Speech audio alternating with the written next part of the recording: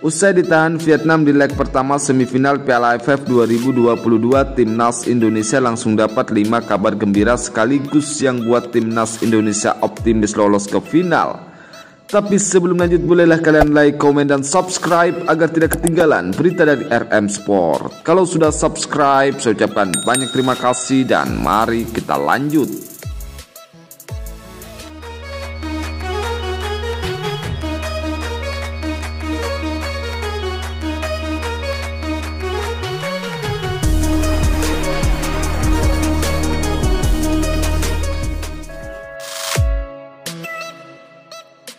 Sebagaimana diketahui sebelumnya, Timnas Indonesia bermain di Stadion Utama Gelora Bung Karno, Jakarta, Jumat 6 Januari 2023. Timnas Indonesia ditahan imbang dengan skor 0-0.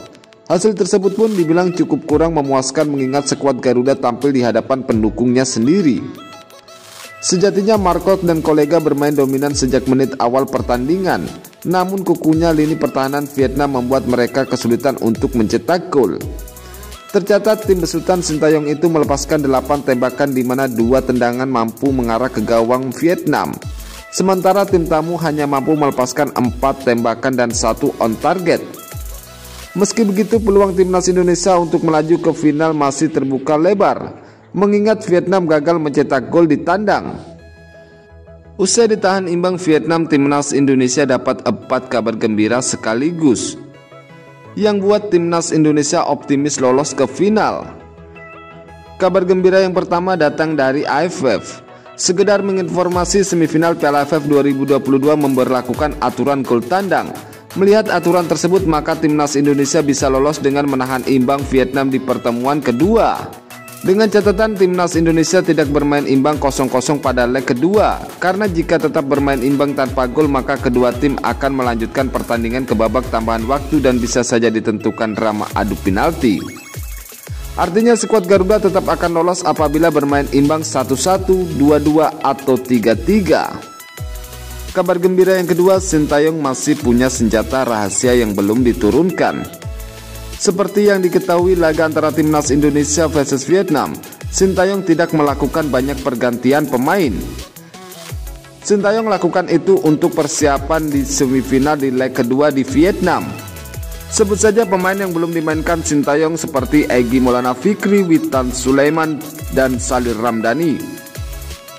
Dan masih banyak lagi yang lainnya.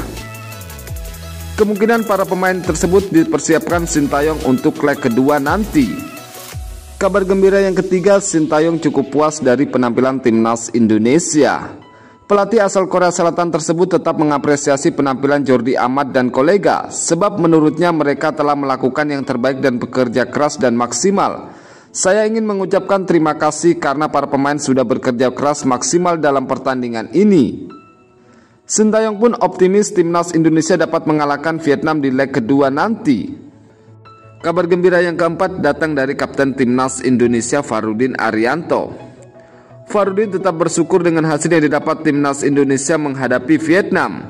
Kita ucapkan syukur ya, meskipun tidak menang, memang tidak mudah juga melawan Vietnam.